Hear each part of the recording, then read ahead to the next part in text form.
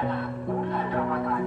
Nilai-nilai apakah yang menjadikan bulan Ramadan lebih unggul dibandingkan dengan Rasulullah SAW bersabda, "U'tiyat ummati fi syahr Ramadan khamsan lam yu'tahunna nabiyyun qabli." Pada bulan Ramadan, umatku diberikan 5 perkara yang tidak diberikan kepada seorang nabi pun sebelumnya. Pertama, al-wahidah.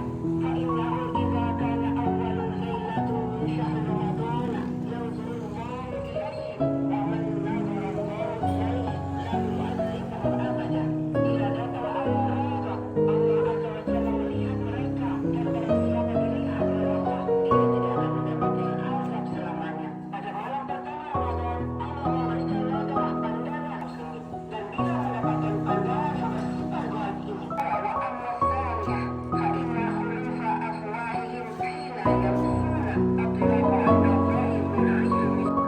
Ketiga, wa amma tsalitsah Allah memohon ampun kepada Allah.